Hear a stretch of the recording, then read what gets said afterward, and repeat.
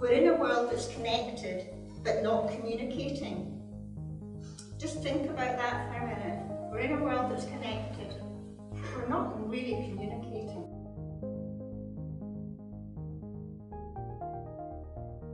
So we really want to make a difference across all sectors and around Scotland. We need to engage with people in a different way. We need to be more collaborative. And that actually changes the culture.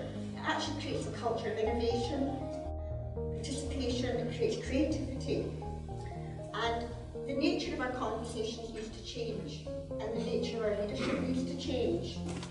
We're going to harvest all the information tonight that you produce with your collective wisdom in the room. Three types of conversations we can have. We can have debate. We see debate happening in Westminster all the time. It achieves nothing. It's just banging together.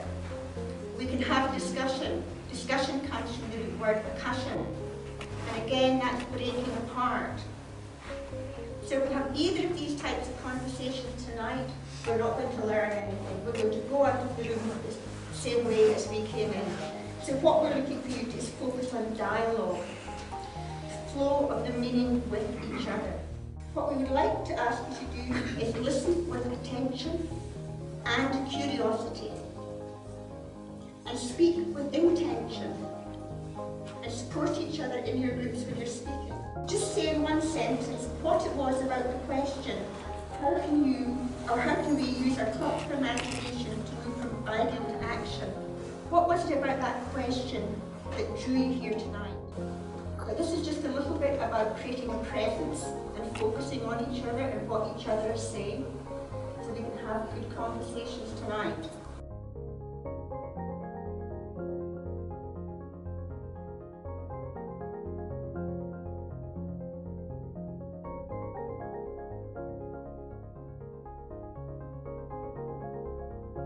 What draws me to this question is I think that ideas, and great ideas, if we can put them into action, can really change Scotland. And that's why I believe these two conversations. I was attracted to the question because from my perspective as a school teacher, teenagers need what to do after school. What I really love doing is helping people to focus on solving problems through making connections. So I think it's a thinking process. I'm very keen on enabling people, telling them what has to be achieved rather than what to do. The ideas around the table at dinner with the family, and the fact that we very rarely convert ideas into action. Ideas and action are my thing. I tend to have too many ideas and do too much stuff. When I read the blurb, I thought it's a great opportunity to work with some really like-minded people and really get some action happening. I am also here as I'm very lucky that I'm now in a job where a lot of the ideas that I have about making a membership organisation successful have been taken on board. But I'm also here to learn today how I can make more of that happen and have more influence on them. I've spent an awful lot of my life being quite appalled at people taking other people's ideas, making lots of money and not giving enough back. So it's ideas into action is quite easy. In fact, it's very easy, it's not a problem. But making sure that everybody benefits from those ideas is what's the challenge. So I'm here for what comes after ideas into action. Just thought it would be interesting to see what other people think about putting ideas into action. I've been around a lot of inspiring people and thought, let's go get some people. I'm here because I kind of had to be since I'm one of the organisers. But the whole thing about collaborating and taking, I'm very good for coming up with lots and lots of ideas, but it is actually prioritising the ideas and taking them into action that's important.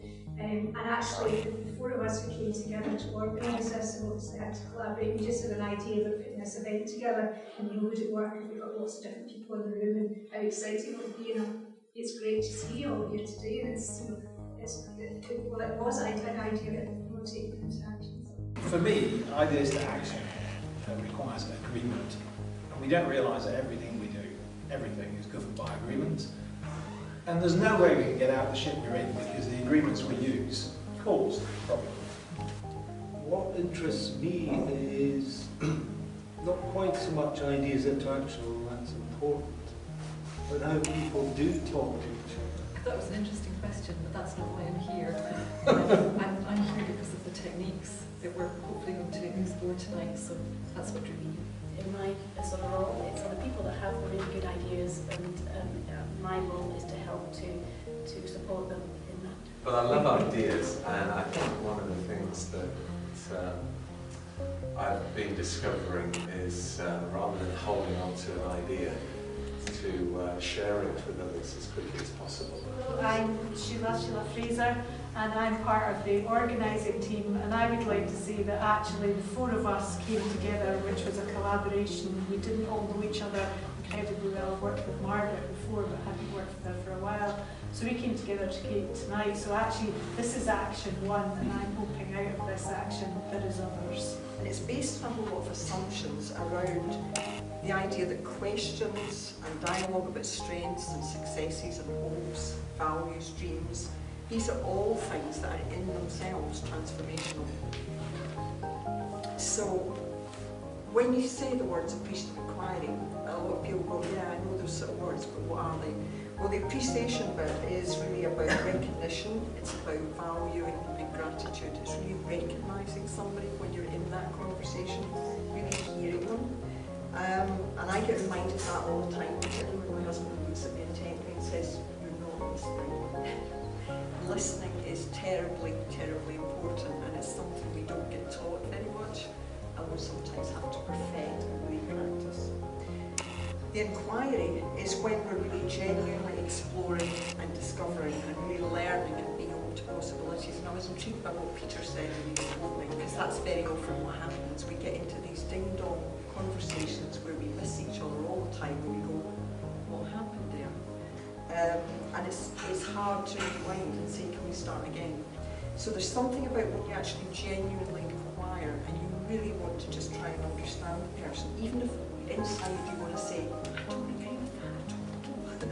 There's a part of you needs to say, it's really interesting, can you say a bit more about that? And that's quite hard to do when it's somebody speaking at you in a particular way that's not comfortable for you. We need lots of ideas and energy and collective action, because I, for years, tried to do things on my own, and it took me a long time to realise this ain't going to work without lots of people on board and sharing probably your most cherished ideas with others.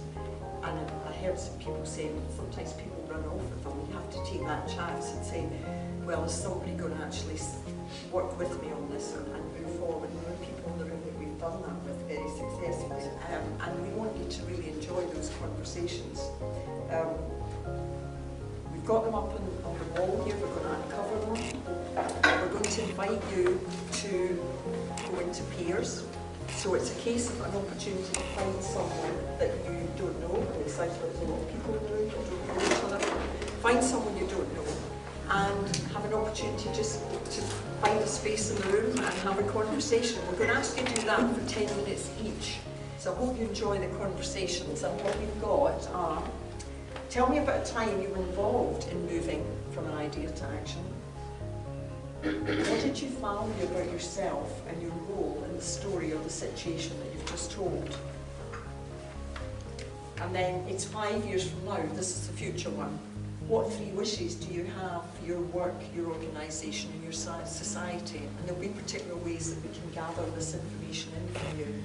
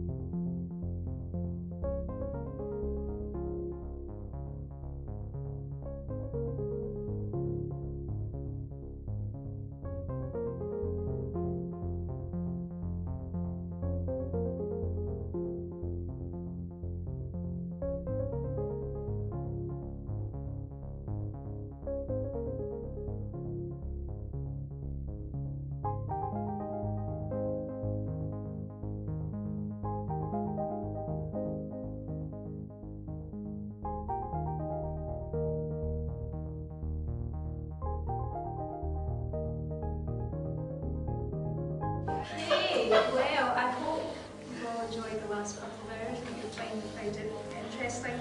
You've had the opportunity this evening to experience two different techniques, and you've not experienced them in their entirety, but it was really just to give you a taster. So the appreciative inquiry and the open space. There are other emerging methodologies for facilitating conversations in groups that help to maximise the collective intelligence. So inviting everyone to participate that are coming from diverse backgrounds and different perspectives is really key to unlocking the potential. And this ensures that all stakeholders buy into the process. So it's the idea that if it's about them, don't do it without them. And so often stuff comes as top down, and it's the people at the top that are coming up with the ideas, and it really needs to be bottom up. And this is a way of engaging people and really, finding out what it is they think. Appreciative inquiry can work well in situations where a different perspective is needed, or to move a group on that's stuck in what is towards what might be. And it can be used with individuals, with partners, with small groups or large organisations. So you experienced obviously working with a partner initially, and then you moved into a small group. And it can be used in different contexts such as strategic planning, conflict resolution, stakeholder consultation, and community planning. Really just one word to sum up how you're feeling at the end of this event. That's on to thoughtful. Energized.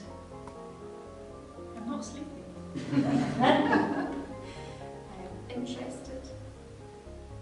Relaxed. I was going to say interested, so interested too.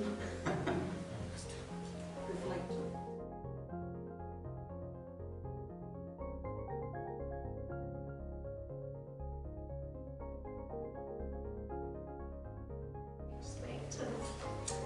Thank you, everyone. Feel free, as I say, to stay or go as you wish. Thank you.